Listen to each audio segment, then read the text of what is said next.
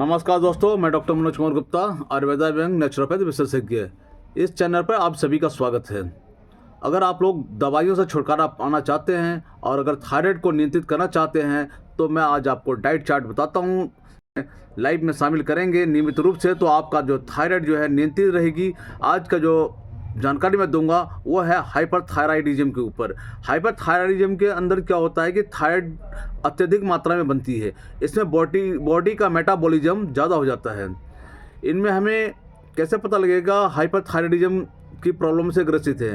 अगर किसी को ज़्यादा थकान महसूस हो रही हो, बिना काम किए हुए पसीना आ रहा हो, दिल घबरा रहा हो, दिल की धड़कन तेज हो गई हो और थकान महसूस हो रही हो, महिलाओं में अगर मासिक धर्म अनियमित हो गई हो, नियमित रूप से ना आ रहा हो, तो ये सारे अगर लक्षण देखने को मिल रहे हैं तो हो सकता है वो हाइपरथायराइडिज्म की रोगों से ग्रसित है।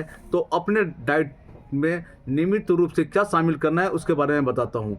बॉडी को आवश्यकता होगी कैल्शियम और प्रोटीन की। कैल्शियम प्रोटीन में हम जो रेगुलर और मुख्य रूप से शामिल करेंगे वो है दूध है, दही है, पनीर है, छाछ है, तिल को शामिल कर सकते हैं। सूरजमुखी के सीड्स है, इनको रेगुलर शामिल करना है हमें।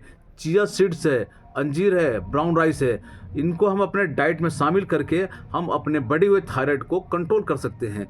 वेजिटेबल में क्या शामिल करना है? वेजिटेबल में हरी जो भी पत्तेदार सब्जियां होती है उनको शामिल करना है।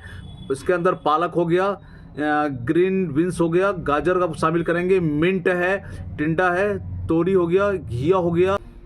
इन सारी चीज़ों को शामिल करके हम अपने थायराइड को नियंत्रित कर सकते हैं। इसके अलावा बॉडी को आवश्यकता होगी प्रोटीन की भी। प्रोटीन डाइट में हम शामिल करेंगे खिचड़ी हो गया, दलिया हो गया, मूंग की दाल होगी, मसूर की दाल है, इनको ही रेगुलर रूप से हम शामिल करेंगे प्रतिदिन, जिससे हमारा थायराइड नियंत्रित हो सके। एंटीऑक्सीडेंट की भी आवश्यकता होगी बॉडी को, बहुत ही ज़्यादा ज़रूरत होती है एंटीऑक्सीडेंट को। थायराइड को कंट्रोल करने के लिए हमें एंटीऑक्सीडेंट की किस किस चीज़ों की ज़रूरत है उसके बारे में बता देता हूँ। एंटीऑक्सीडेंट के अंदर हम शामिल करेंगे फ्रूट्स के अंदर सेब है, अमरूद हो गया, पपीता हो गया, अंगूर को शामिल करेंगे।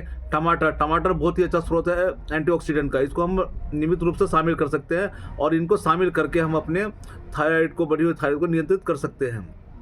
जिंक और आयरन डाइट की जरूरत पड़ेगी। इसके अंदर अब कद्दू के बीज हो गया, सनफ्लावर सीड्स हो गया, पालक हो गया, लेकिन पालक को कम मात्रा में हमें यूज करना है। इन चीज़ों को हम शामिल करके अपने थायराइड को नियंत्रित करेंगे। इसके अलावा हमें बॉडी को, क्योंकि हमारी बढ़ी हुई थायराइड है, इसलिए गाइट्रोजेनिक खाद्य पदार्थ की बहुत आवश्यकता पड़ेगी। जो डाइट है वो गाइट्रोजेनिक डाइट में कौन कौन सा आएगा? इसके अंदर आपका फूल गोभी हो गया, पत्ता गोभी हो गया, मूली हो गया, सलगम हो गया, सरसों के पत्ते हो गए। इनको हम नियमित रूप से शामिल करके अपने डाइट में शामिल करेंगे, जिससे हमारा थायराइड कंट्रोल में रहे। अवॉइड डाइट कौन कौन सी होगी? अवॉइड डाइट के अंदर जो है हमें जिनमें प्रचुर मात्रा में आयोडीन पाया जाता है उनको हम अलग कर देंगे, बिल्कुल हटा देंगे अपने खाने में से। इसमें आयोडीन युक्त नमक है उसको हम शामिल नहीं करेंगे। इसके अलावा मछलियों में जिनमें आयोडीन पाया जाता है उसको हम शामिल नहीं करेंगे। जिसमें कैफीन की मात्रा अधिक होती है उनको शामिल नहीं करेंगे। आपका चाय हो गया, कॉफ़ी हो गया, एनर्जी ड्रिंक्स हो गया, इनको बिल्कुल नहीं शामिल करना है। अगर इनको हम शामिल करेंगे तो हमें नियंत्रित करने में थायराइड में प्रॉब्लम आएगी। इसके अलावा जो है धनिया, हरी धनिया होती है, पत्तीदार धनिया होती है, जो पत्ते होते हैं धनिया का, उनको लेंगे और उसके अंदर 1 चम्मच अलसी का बीज को लेकर के और बॉइल्ड करेंगे अच्छी तरह। गर्म पानी में, 1 गिलास पानी में बॉइल्ड करेंगे, थोड़ी पानी जल जाएगी तो उसे छान करके हमें सुबह शाम पीना है। इनको रेगुलर अगर शामिल आप करते हैं तो बिल्कुल 100% आपकी डाइट के द्वारा भी थायराइड को नियंत्रित किया जा सकता है। अगर किसी साथी को अगर किसी तरह की कोई जानकारी प्राप्त करना चाहते हैं तो लिंक पे दिए हुए नंबर पे आप हमें व्हाट्सअप करेंगे या आप फ़ोन कर लेंगे, उससे हम आपको आपकी जो भी क्वायरी होगी हमें उसको पूरी कर देंगे। इसके अलावा जो है अगले वीडियो में मैं ब्लड शुगर से रिवर्सल कैसे करेंगे उसके डाइट के ऊपर बताऊंगा। हमारा उद्देश्य है आप लोग स्वस्थ रहे, स्वाभाविक रहे। धन्यवाद।